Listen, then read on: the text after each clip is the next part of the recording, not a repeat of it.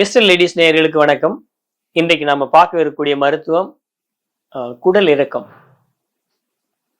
இந்த குடல் இறக்கம் ஏன் வருது, அது வராம தவிர்க்கிறதுக்கு நம்ம என்ன செய்யலாம் அப்படின்னு சொல்லிட்டு இதுல பார்ப்போம். இப்ப இந்த குடல் இறக்கம் வருவதற்கு மிக முக்கிய காரணம் இந்த ஜவ்வு மண்டலம் பலவீனம் அடைகிறது தான் இந்த குடல் இறக்கத்துக்கு மிக முக்கியமான காரணமாக இருக்கு. இந்த ஜவ்வு மண்டலம் நல்லா இருக்கணும் அப்படின்னாக்கும் நாம பிரண்டை போன்ற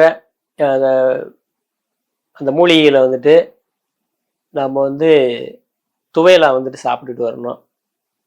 அதே போல ஏற்கனவே நம்ம சொல்லியிருக்கோம்,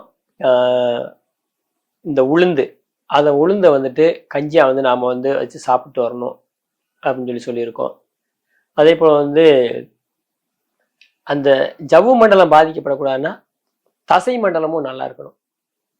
அப்ப தசை மண்டலம் தான் தசை இருக்கும். தசை இறுகி இருந்துச்சுனாக்கும் சீக்கிரம் ஜவ்வு கீழே வராது, அப்ப டைட்டா இருக்கும். இப்ப தசை மண்டலம் பலமா இருந்துச்சு அப்படின்னு சொன்னாக்கா இந்த குடல் இறக்கம் அப்படின்ற பிரச்சனை வராது. இப்ப இந்த குடல் இறக்கத்துக்கும் காரணம் இன்னொரு காரணம் அப்படின்னு பாத்தீங்க அப்படின்னா முக்கி வெளியே போறது. அப்போ இந்த போதிய அளவு தண்ணி குடிச்சோம் அப்படின்னாக்கா ஃப்ரீ மோஷன் வந்துடும். இந்த ஃப்ரீ மோஷன் வந்துருச்சுனாக்கும் குடல் இறங்காது. அப்போ இந்த கீழே உட்காந்து போகக்கூடிய முறை, நம்ம பழைய முறையை நாம வீட்டுல முன்னாடி கடைபிடிச்சுக்கிட்டு இருந்தோம். அந்த முறையை கடைபிடிச்சிட்டு வரக்கூடிய நபர்களுக்கு வழக்கமா குடல் இறக்கம் அப்படிங்கிறது மிக மிக கம்மியா தான் இருக்கும். இந்த வெஸ்டர்ன் டாய்லெட் அப்படின்னு சொல்லிட்டு இந்த யூரோப்பியன் கல்ச்சரை நாம கடைபிடிக்க ஆரம்பிச்சதுக்கு அப்புறம் தான் இந்த குடல் இறக்கம் அப்படின்ற ஒரு பிரச்சனையும் அதிகமாயிருக்குது. ஏன்னாக்கும் அங்க உட்காந்துக்கிட்டு ரொம்ப கஷ்டப்பட்டு அப்படியே முக்கி வெளியே போய்கிட்டு இருப்பாங்க. அப்படிங்கும் போதும் குடல் இறங்க ஆரம்பிக்கும்.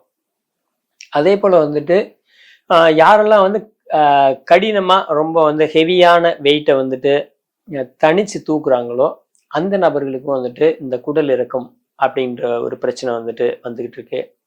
அதே போல லேசா குடல் இறக்கம் வருது அப்படின்னு சொன்னாக்கா அவங்க இந்த நின்னுக்கிட்டே ஸ்டாண்டிங்லேயே தண்ணி குடிப்பாங்க.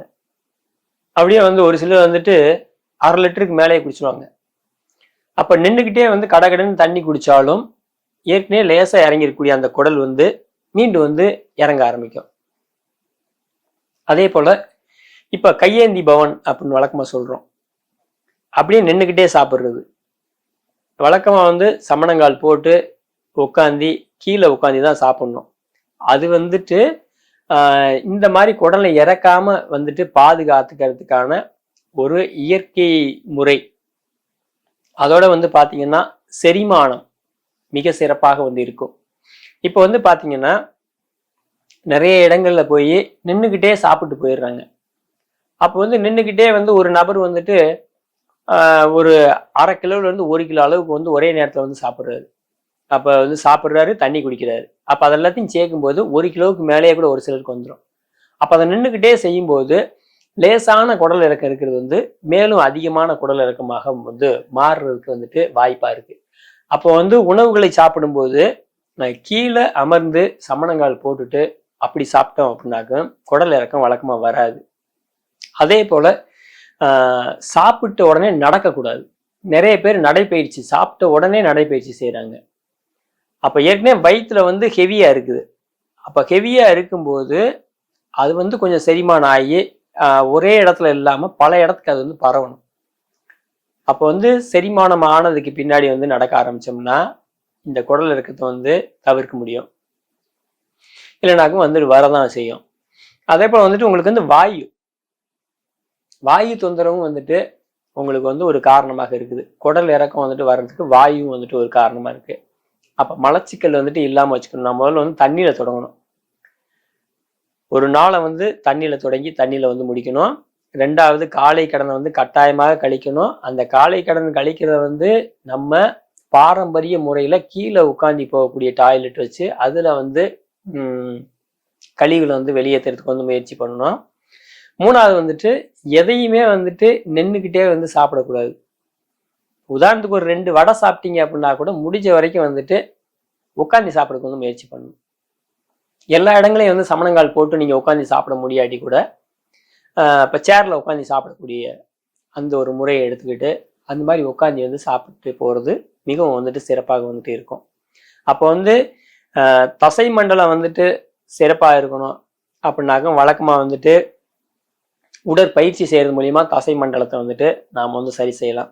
அதோட வந்துட்டு உங்களுக்கு வந்து இந்த மஞ்சள் பூசணி, இந்த மஞ்சள் பூசணியை வந்து நாம் வந்து எடுத்துக்கும் போது அல்லது பரங்கிக்காய்ன்னு சில பகுதிகள் வந்து சொல்லப்படுது.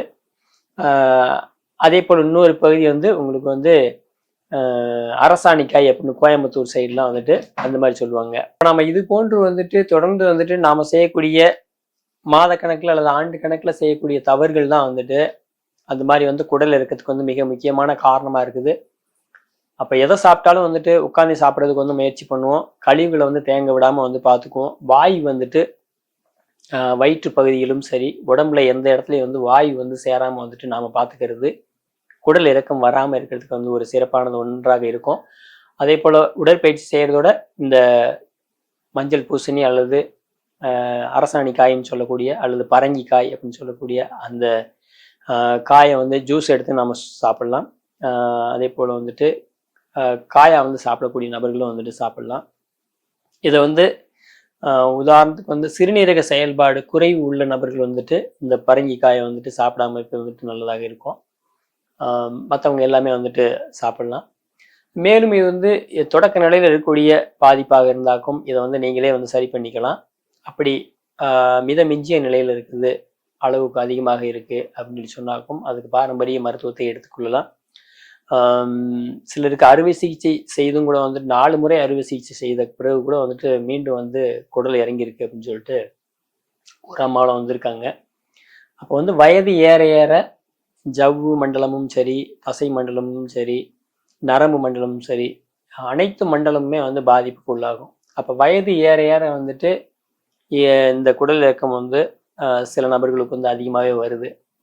அப்போ வந்துட்டு எப்பவுமே வந்துட்டு நமக்கு சொல்லப்படுறது வந்து அரை வயிறு சாப்பாடுன்னு தான் சொல்லியிருக்காங்க. ஃபுல்லாக வந்து சாப்பிடணுன்ட்டு வந்து யாருமே சொல்லலை. அரை வயிறு சாப்பாடு சாப்பிடணும், 1/4 வயிறு வந்து தண்ணி குடிக்கணும், 1/4 வயிறு வந்து காற்றுக்காக வச்சிடணும். எம்டி ஸ்பேஸ் வந்துட்டு 4ல் 1 பங்கு வந்து இருக்கணும் அப்படின்னு சொல்லியிருக்காங்க. அப்போ வந்து முழுசாக வந்து ஒரே நேரத்தில் வந்து ஹெவியாக சாப்பிடக்கூடாது. அப்போ வந்து அரை வயிறு சாப்பாடு தான் சாப்பிடணும். இப்போ நம்ம வந்து 4 இட்லி சாப்பிடுவோம் அப்படின்னு சொல்லி சொன்னாங்க, சாப்பிடணும்னு ஒரு எண்ணம் இருக்குன்னு வச்சுக்கோ.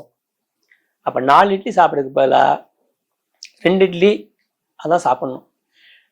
அதுக்கு மேலே போனால் ஒரு 2.5 இட்லி, இன்னும் ஒரு அரை இட்லி வந்து அதிகமாக சேர்த்து சாப்பிடலாம். மித்தபடி வந்து 3 இட்லி வரைக்கும் சாப்பிட்டுக்கிட்டு இருக்கக்கூடாது. அப்போ அந்த மாதிரி ஹெவியாக சாப்பிடும்போது தான் வந்துட்டு உங்களுக்கு வந்து அதுவும் வந்து மிக முக்கியமான காரணமாக இருக்குது. இந்த மாதிரி வந்து சாப்பாட்டினுடைய அளவு வந்து குறைச்சி சாப்பிடணும். இந்த மாதிரி வந்து ஏற்கனவே குடல் இருக்க வந்து பாதிப்பு அதிகமான நபர்கள் வந்துட்டு அந்த அரை வயிற்று சாப்பாடு கூட சாப்பிடக்கூடாது. அந்த அரை வயிற்று சாப்பாடு கூட சாப்பிடாம வந்துட்டு 1/4 வயிற்று சாப்பாடாக சாப்பிடலாம். அப்புறம் திரும்ப வந்து இடைவெளி விட்டு ஒரு 2 மணி நேரம் இடைவெளி விட்டு திரும்ப வந்து கொஞ்சம் சாப்பிடலாம். ஏன்னாக்கும் மருத்துவத்து மூலயமா மட்டும் வந்துட்டு இந்த குடல் இறக்கம் அப்படிங்கிறது முழுமையாக வந்து சரி செஞ்சிட முடியாது. அப்போ வந்து உணவு முறை மாற்றம், உணவு சாப்பிட்றதுல மாற்றம் கொண்டு வரணும். அப்போ அரை வயிறு சாப்பிடாம வந்துட்டு 1/4 வயிற்று சாப்பாடு அளவுக்கு வந்து சாப்பிட்டுட்டு வரணும். அதே போல கீழே படுத்துக்கிட்டு அப்படியே வந்து நம்முடைய முகம் வந்து வானத்தை நோக்கி இருக்கிற மாதிரி வந்து படுத்துக்கிட்டு வந்து வயிற்று பகுதியை நீங்களே வந்து லேசாக வந்து மேல் நோக்கி வந்து தடை விடணும். கீழே இப்போ நம்ம வந்து அரைஞான் கயிறு கட்டுறோம், அந்த பகுதியிலேருந்து எந்த இடம் வந்து லேசாக வந்து அந்த இடம் வந்து புடச்சிக்கிட்டு இருக்கும், அதாவது உப்பிக்கிட்டு இருக்கும் அல்லது வீங்கிக்கிட்டு இருக்கும், அந்த மாதிரி அந்த பகுதிக்கு கீழே இருந்து கை வச்சு மேல் நோய்க்கு வந்து லேசாக வந்துட்டு தடை விடணும். அந்த மாதிரி தடை விடும்போது அது வந்து ஒரே இடத்துல வீக்கம் இல்லாமல் அந்த வீக்கம் வந்து பல இடங்களுக்கு வந்து பரவும். அப்படி இருக்கும்போது மேலும் அந்த வீக்கம் வந்து அதிகரிக்காமல் வந்து நாம் வந்து பார்த்துக்க முடியும். அப்போ சாப்பாட்டை பொறுத்த வரைக்கும் 1/4 வயிற்று சாப்பாடு தான் சாப்பிடணும். அடுத்து அதான் இடைவெளி விட்டு திரும்ப கொஞ்சம் சாப்பிட்டுக்கலாம். ஒரே டயத்தில் சாப்பிட்றதுக்கு முயற்சி பண்ணக்கூடாது. அப்படி பண்ணாக்க வந்துட்டு அதுலேருந்து முழுமையாக வந்துட்டு மருத்துவம் பண்ணாலும் வந்து சரி பண்ணிக்கிறது வந்து கஷ்டமாக இருக்கும். மற்றபடி வேற வேற மருத்துவம் எடுத்துக்கிட்டா கூட வந்துட்டு ஒரே நேரத்தில் ஹெவியாக வந்து கொடுக்கக்கூடாது. ஒரே நேரத்தில் ஹெவியாக கொடுத்தா இறங்க தான் செய்யும். ஏன்னாக்கா அதை வேற எதுலையும் வந்து தைக்க முடியாது. அப்போ மெஸ் வைக்கிறது அப்படி இப்படின்னு பல விதங்கள் நம்ம சொல்லப்பட்டாலும் கூட அது இறங்குறதுக்கு மீண்டும் காரணமாக இருக்கிறது அதிகமான அளவு சாப்பிட்றதும் ஒரே நேரத்தில் அதிகமான அளவு தண்ணி குடிக்கிறதும். இது ரெண்டும் காரணமாக இருக்கும். வந்து இதை குறைச்சிக்கிறது மிகவும் நலமாக இருக்கும். மேலும் இது போன்ற ஒரு நல்ல பதிவோடு உங்களை சந்திக்கிறோம். நன்றி, வணக்கம்.